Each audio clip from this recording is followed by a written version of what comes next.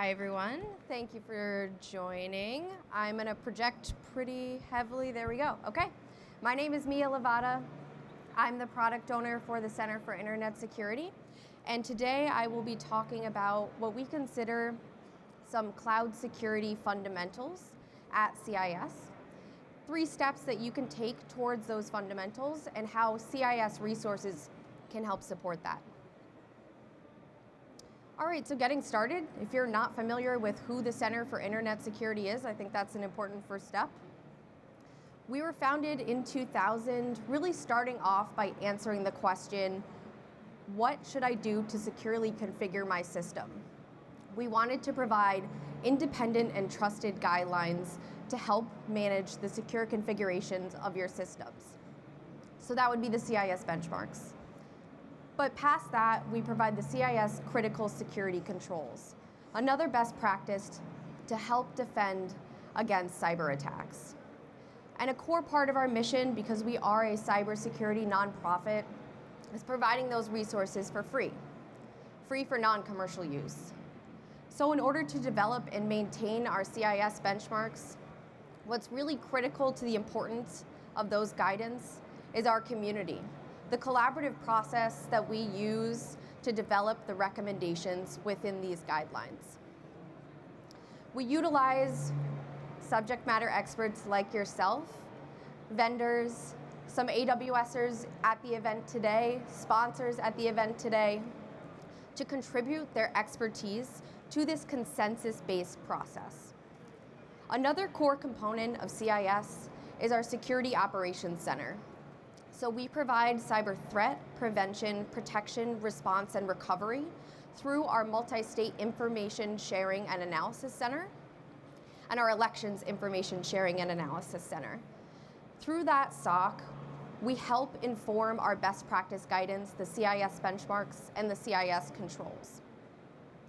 So our operational expertise from our SOC and our best practices help us be a sustainable resource for the cybersecurity industry. So another key component to understand about our best practices is that they can be a foundation for compliance for several regulatory and industry standards and frameworks. So as you see on the slide here,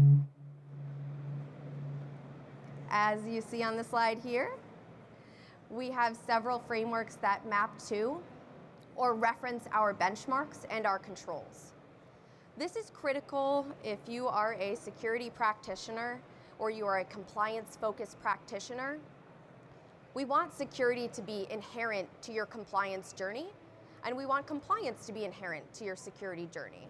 So we make these best practices easily mapped to several frameworks, like you can see PCI DSS, NIST, DISA STIGs, even MITRE ATT&CK.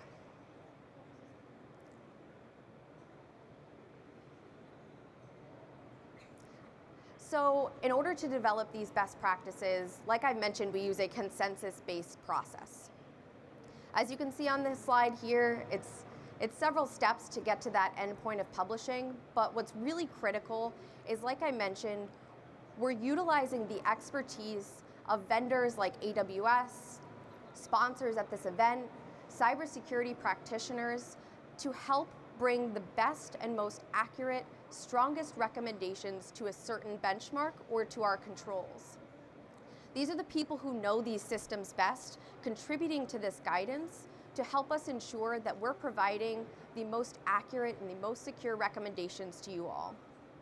So I just would like to note in that center part of the slide here, we have that development process, that consensus process. So anyone can join our communities and contribute to these recommendations and provide their expertise. We'll take those recommendations, have a discussion about what you're looking to implement within that certain benchmark for a specific technology, like a Linux operating system as an example, and then discuss it. Discuss what the impact that recommendation would make. So it's a really collaborative, consensus-based process to ensure, again, we're bringing the highest quality recommendations we can to the community. Okay, why we're here, talking about the fundamentals of cloud security. So I'd like to identify 3 steps that you can take along with CIS resources to get started on this cloud security journey, getting the fundamentals implemented at your organization. So a question we all need to be able to answer: who is responsible for that cloud security? As Gartner notes, through 2025, about 99% of cloud security failures will be on the customer. So if you don't understand what you're going to secure, how are you going to be able to avoid this, right? That's when understanding the AWS shared responsibility model is absolutely critical. Understanding at a high level, AWS is responsible for the security of the AWS cloud. You as the customer are responsible for your security in the AWS cloud. But then also noting, as you can see based on the different as-a-service environments, your responsibility varies based on the service or the application that you're using. As an example, if you're utilizing AWS EC2, you are responsible for the secure configuration of that guest operating system. AWS is responsible for the security of the underlying hardware, the processors that EC2 is running on. So an example of that division of responsibility where you as the customer have responsibility as well as AWS. So what's step one? What does that look like? Understanding what do you have in your environment. Assessing your current cybersecurity program is a natural first step to understanding how well you've secured your organization. Utilizing a resource like the CIS Critical Security Controls is crucial to understanding how well you're doing. So the CIS Critical Security Controls are a prioritized set of cyber defenses to help your organization at a high level implement a cyber program. They're in 3 implementation groups and 153 safeguards, so the individual recommendations within the controls that help you work towards meeting the overall CIS controls. And they're prioritized within the implementation groups to understand that organizations cannot undergo a 2-year journey to try to meet the controls in 1 day. So we try to make it easier for either resource-constrained organizations or organizations with higher or lower risk. And they can utilize Implementation Group 1 as what we call essential cyber hygiene, starting off with Implementation Group 1 and then 2 and 3 as your organization matures throughout the program. And to validate the recommendations within the CIS Critical Security Controls, as you can see on this slide, we offer the CIS Community Defense Model. So within the top 5 attacks identified in the MITRE ATT&CK framework, you can see this Implementation Group 1 helps defend between 77% and 86% of the top attacks within the MITRE ATT&CK framework. If you were to consider the same percentages for all CIS safeguards, you're looking between 90 and 98% defending against the sub-techniques within the MITRE ATT&CK framework. So we're not just telling you what to do, we validated that with data from common attacks in the industry. So the CIS controls are designed for on-premise systems. For implementation within the cloud, we've created the CIS Controls Cloud Companion Guide. Like I mentioned before, this outlines the security responsibility for the cloud customer versus the security responsibility for the cloud service provider. Both within each individual control, you're able to see for as-a-service environments, what does it look like for the implementation of this control? And then at a high level, like you can see at the bottom of this slide, for each control, you can see what percentage of the safeguards apply to each as-a-service environments. So I've talked about what the controls are at a high level. Now you can see the top 4 that we recommend implementing first: inventory and control of your enterprise assets, inventory and control of your software assets, data protection, and secure configuration of your enterprise assets and software. So as you're working through those first 4 controls, Control 1 and the safeguard, Control 4.1, the safeguard establish and maintain a secure configuration process. that has been identified as the strongest safeguard within the CIS controls to help defend against attacks identified in the MITRE ATT&CK framework. So that's why we recommend, as your step 2, to implement the CIS benchmarks. CIS benchmarks are secure configuration guidelines for specific technologies. We have 100 for 25 product vendor groups, containers such as Amazon EKS, cloud platforms such as Amazon, operating systems such as Amazon Linux, and a few services on Amazon as well, such as AWS end user compute services. Like I mentioned before, these are recognized by industry frameworks. So we see a lot of organizations use these as a starting point to help meet compliance to frameworks like FISMA, FedRAMP, PCI DSS, DISA STIGs, NIST, and many more. And that community developed element is really where the trust and reliability comes and where these recommendations are coming from, why we recommend what we recommend. It's not just CIS saying it, it's the community as a whole. And lastly, within every benchmark, you'll see a mapping to the CIS controls implementation groups that I was talking about earlier. So you'll be able to easily see for one recommendation within a specific benchmark how that helps support your conformance to the controls and the implementation groups. So a specific example of one of the benchmarks that I just mentioned is the AWS Foundations benchmark. This is one of our most highly used benchmarks from CIS. It helps you configure your AWS account and some of the basic services that you will likely use when you're setting that account up. AWS S3, AWS IAM, CloudTrail, CloudWatch. It's about the fundamentals of securing your AWS account. And we developed that with heavy collaboration from AWS.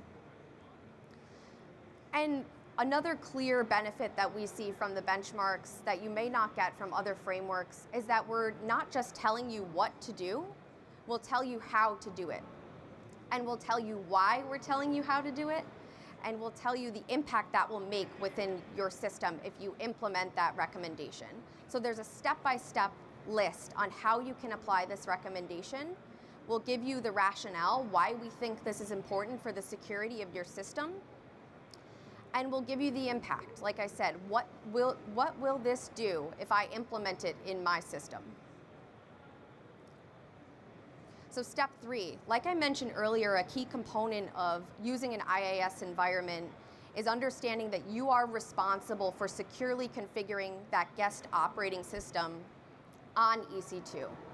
So within AWS Marketplace, we provide CIS hardened images.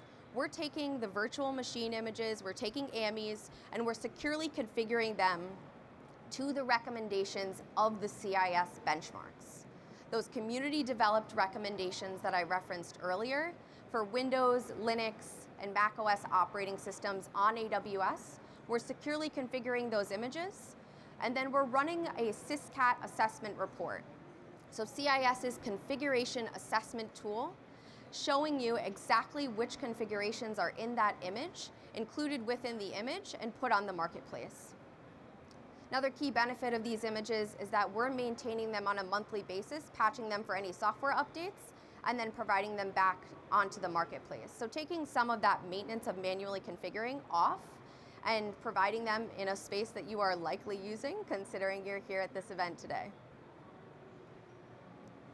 Okay, so talking about access just a little bit more, you can access the CIS hardened images on AWS Marketplace. Like I just mentioned, they're available for Windows, Linux, and Mac OS.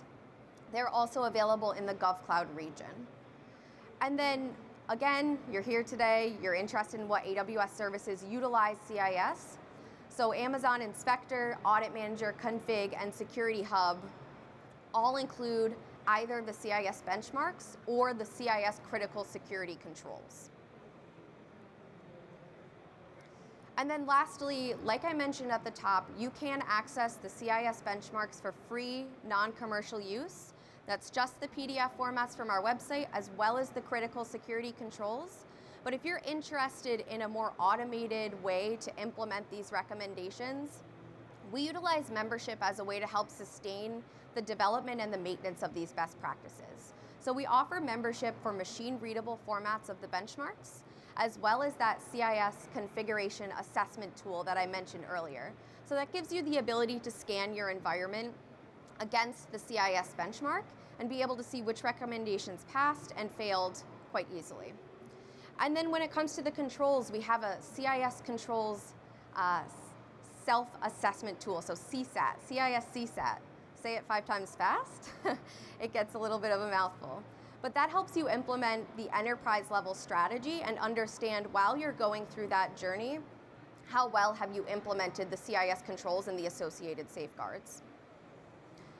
There are several tiers within the membership, so if you're interested in utilizing for this, you're utilizing these resources for your organization internally, you'd be an end user. So you're utilizing it for your security team, or you're utilizing it throughout your organization for your employees, that would be an end user. As well as services organizations. So, and many consultants or MSPs fall into this category. You'd like to use this on behalf of your clients or within a hosted environment. You have the ability to use these resources commercially in that capacity. And lastly, product vendor membership. So this gives you the ability to utilize our CIS resources within your products, services, and tools. And then based on the individual benchmarks, you can use them and certify that we've validated your use of either assessing, remediating, or configuring that individual system to the benchmark. You can also, with product vendor membership, utilize the CIS controls in a commercial capacity for free. So if you don't see a resource or an option for you here today, you're welcome to visit our website, cisecurity.org. I'd also welcome you to chat with me after the presentation today or visit our booth 320. I really thank you all for stopping by, listening to what I had to say, and hope to hear your organization is using CIS soon.